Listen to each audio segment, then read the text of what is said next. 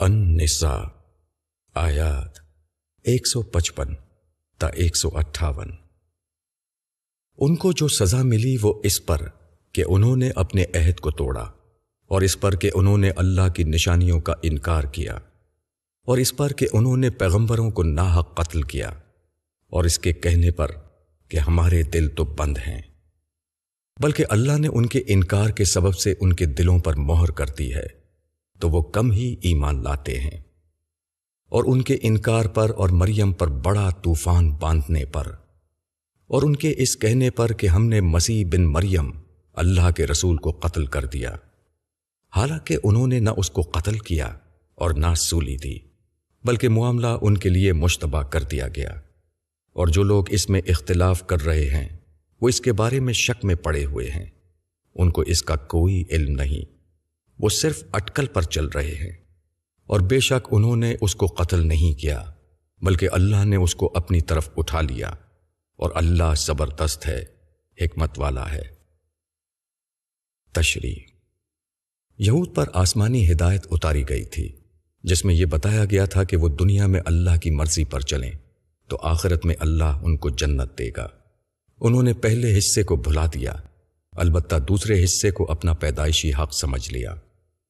یہود ہر قسم کے بگاڑ میں مبتلا ہوئے، اس کے باوجود اپنے نجات یافتہ ہونے کے بارے میں ان کا یقین اتنا بڑا ہوا تھا کہ انہوں نے سمجھ لیا کہ اب ان کو نئے نبی کو ماننے کی ضرورت نہیں۔ وہ بطور طنز کہتے، ہمارے دل تو بند ہیں۔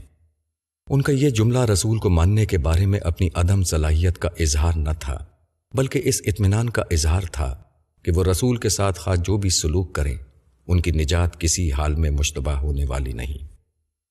جو لوگ اس قسم کے جھوٹے یقین میں مبتلا ہوں وہ ہر قسم کے جرم پر جری ہو جاتے ہیں۔ خدا پر ایمان ان کو جس عہد خداوندی میں باندھتا ہے اس کو توڑنا ان کے لیے کچھ مشکل نہیں ہوتا۔ اللہ کی طرف سے ظاہر ہونے والے کھلے دلائل کے باوجود وہ اس کو ماننے کے لیے تیار نہیں ہوتے۔ حق کی طرف بلانے والے جو ان کی غیر خدا پرستانہ روش کو بے نقاب کرتے ہیں ان کے خلاف جارحانہ اقدام کرنے سے وہ نہیں جھجکتے، حتیٰ کہ جھوٹی تہمت لگا کر دائی کو بے عزت کرنے سے بھی انہیں کوئی چیز نہیں روکتی۔ یہود نے حضرت مسیح کے خلاف قتل کا اقدام کیا اور اس کے بعد فخریہ کہا کہ مریم کا بیٹا مسیح جو اپنے آپ کو رسول کہتا تھا اس کو ہم نے مار ڈالا۔ مگر اس قسم کے لوگ اللہ کے دائیوں کے خلاف جو بھی سازش کریں وہ کبھی کامیاب نہیں ہو سکتے۔ اللہ کی طاقت اور اس کا حکیمانہ نظام ہمیشہ حق کے دائیوں کی پشت پر ہوتا ہے۔ ہر سازش اور ہر مخالفت کے باوجود وہ اس وقت تک اپنا کام جاری رکھنے کی توفیق پاتے ہیں جبکہ وہ اپنے حصے کا کام مکمل کر لیں۔ جو لوگ حق کے مقابلے میں سرکشی کا رویہ اختیار کریں اللہ ان سے حق کو قبول کرنے کی صلاحیت چھین لیتا ہے۔ وہ اپنی مخالفانہ سرگرمیوں کو جاری رکھتے ہیں یہاں تک کہ خدا کے فرشتے ان کو مجرم کی حیثیت سے پکڑ کر خدا کی عدالت میں حاضر کر دیتے ہیں۔